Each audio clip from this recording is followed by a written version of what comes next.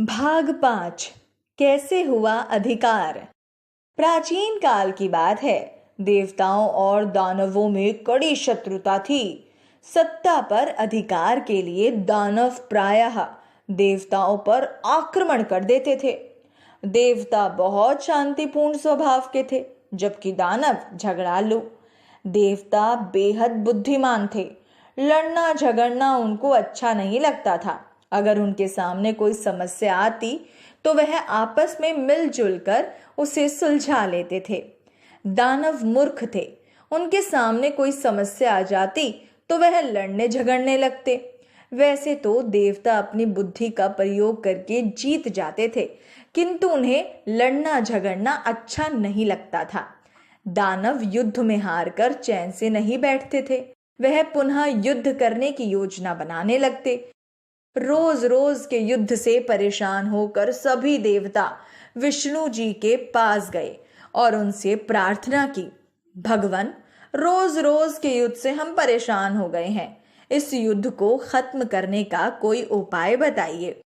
विष्णु जी बोले, ठीक है, आप चिंता मत कीजिए, मैं इस ग्रह युद्ध को समाप्त करने का कोई उपाय सोचता हूं।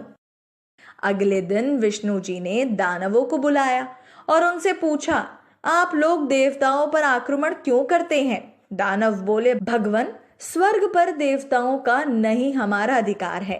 आप देवताओं से कहिए कि वह स्वर्ग छोड़कर चले जाएं। दानवों की बात सुनकर विष्णु जी मुस्कुरा कर बोले, देखो, स्वर्ग पर किसका अधिकार होगा इसका निर्णय एक प्रतियोगिता द्वारा किया जाएगा। जो भी इस प्रतियोगिता को जीतेगा, स्वर्ग पर उसी का अधिकार होगा। देवता और दानव खुशी खुशी प्रतियोगिता के लिए तैयार हो गए। कुछ दिन बाद विष्णु जी ने एक प्रतियोगिता का आयोजन किया। उन्होंने दोनों पक्षों के प्रतिनिधियों से कहा, इस प्रतियोगिता की 2 शर्तें हैं। पहली शर्त के अनुसार आप लोगों को बिना हाथ मोड़े ही भोजन करना होगा। दूसरी शर्त यह है कि भोजन का स्थान अलग अलग होगा। प्रतियोगिता शुरू हुई। दानवों और देवताओं को भोजन करने के लिए अलग अलग जगहों पर बिठाया गया। देवता तुरंत समझ गए कि उन्हें क्या करना है। वह आमने सामने बैठ गए तथा एक दूसरे को भोजन खिलाने लगे। उन्हें हाथ मोड़ने की जरूरत ही नहीं पड़ी।